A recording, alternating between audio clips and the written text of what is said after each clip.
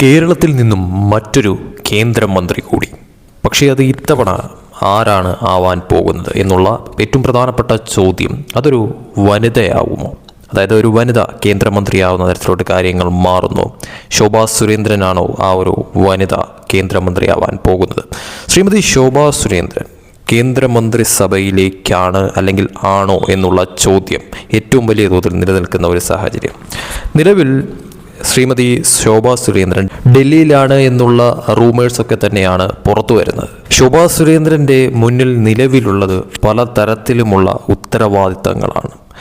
ചുമതലകളുടെ ഒരു വലിയ തോതിലുള്ള ഒരു പെരുമഴ തന്നെയാണ് ഇപ്പോൾ ശോഭാ സുരേന്ദ്രൻ്റെ മുന്നിൽ എത്തിയിരിക്കുന്നത് എന്നൊക്കെയാണ് അറിയാൻ സാധിക്കുന്ന കാര്യമെന്ന് പറയുന്നത്.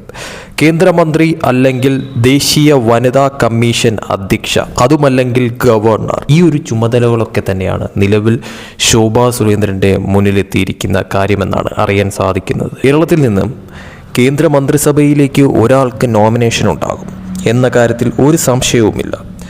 ഗവർണർ, ദേശീയ വനിതാ കമ്മീഷൻ അധ്യക്ഷ എന്നീ സ്ഥാനങ്ങളിലേക്ക് നിയമനം നടക്കാനിരിക്കുകയാണ്. രാഷ്ട്രീയത്തിൽ തന്നെ ഉറച്ചു നിൽക്കാനാണ് ശോഭാ സുരേന്ദ്രന്റെ ഇപ്പോഴത്തെ തീരുമാനം. അതിനാൽ വനിതാ കമ്മീഷൻ അധ്യക്ഷ സ്ഥാനവും ഗവർണർ സ്ഥാനവും ഇക്കാലം പരിഗണിച്ചേക്കില്ല. കേന്ദ്രമന്ത്രി പദം പരിഗണിക്കാനായിട്ടുള്ള സാധ്യതയാണ് വലിയ തോതിൽ ഇപ്പോൾ നിലനിൽക്കുന്നത്. ശ്രീ സദാനന്ദൻ മാസ്റ്ററെ കേന്ദ്രമന്ത്രിസഭയിലേക്ക് പരിഗണിക്കുന്നുണ്ടെങ്കിലും അദ്ദേഹം നാമനിർദ്ദേശം ചെയ്യപ്പെട്ട MP ആയതിനാൽ ഇതുവരെ അത്തരമൊരു കീഴ്വഴക്കമില്ലാത്തത് കൊണ്ട് പരിഗണിക്കുക ബുദ്ധിമുട്ടായിരിക്കും. ശ്രീമതി പത്മജ വേണുഗോപാലിനെ ഗവർണർ സ്ഥാനത്തേക്ക് പരിഗണിക്കുമെന്നും അല്ലെങ്കിൽ ദേശീയ വനിതാ കമ്മീഷൻ അധ്യക്ഷയാകുമെന്നൊക്കെയുള്ള വാർത്തകൾ പ്രചരിക്കുന്നുണ്ട്. ഇതുകൂടാതെ അവസാനമായി ശോഭാ സുരേന്ദ്രനെ കേന്ദ്രമന്ത്രിസഭയിലേക്ക് പരിഗണിക്കാതിരിക്കാൻ ചരടുവലി നടത്തുന്നവരും ഇക്കൂട്ടത്തിലുണ്ട് എന്നും പറയാതിരിക്കാൻ നിർവാഹമില്ല.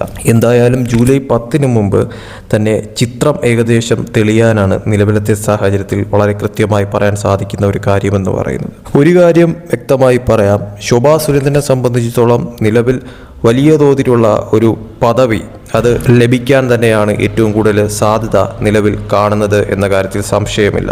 അത് കേന്ദ്രമന്ത്രിയായിരിക്കുമോ അതല്ല മറ്റെന്തെങ്കിലും തരത്തിലുള്ള ഒരു വലിയ പദവിയായിരിക്കുമോ ശോഭയെ തേടിയെത്തുന്നത് എന്നുള്ളത് തീർച്ചയായിട്ടും അധികം വൈകാതെ തന്നെ അറിയാൻ സാധിക്കുന്ന ഒരു കാര്യം തന്നെയാണ്. എന്തായാലും ഒരു കാര്യം വ്യക്തമാണ്, ശോഭയെ പോലൊരു നേതാവ് തീർച്ചയായിട്ടും BJPക്ക് വേണ്ടിയിട്ട് ഏത് തരത്തിലും അത് മത്സരരംഗത്തായാലും അതോടൊപ്പം തന്നെ ജനങ്ങൾക്കിടയിൽ ഇടപെടുന്ന തരത്തിലോട്ടുള്ള കാര്യങ്ങളിലായാലും വളരെ വലിയ തോതിലൊരു നീക്കം നടത്താനായിട്ട് അല്ലെങ്കിൽ സ്ത്രീകൾക്കിടയിൽ ഒരു പ്രത്യേക സ്വാധീനം ചെലുത്താനായിട്ട് സാധിക്കുന്ന ഒരു വ്യക്തി തന്നെയാണ് ശോഭാ സുരേന്ദ്രൻ എന്ന കാര്യത്തിൽ സംശയമില്ല.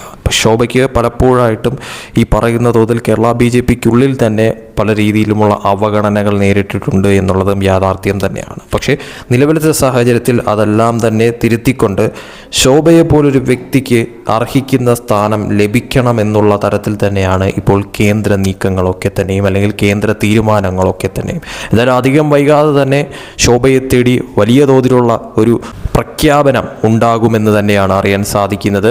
അത് കേന്ദ്രമന്ത്രിപദത്തിലേക്ക് ശോഭ എത്തുന്ന തരത്തിലോട്ട് കാര്യങ്ങൾ മാറുമോ എന്നുള്ളത് തീർച്ചയായിട്ടും കാത്തിരുന്ന് കാണാം.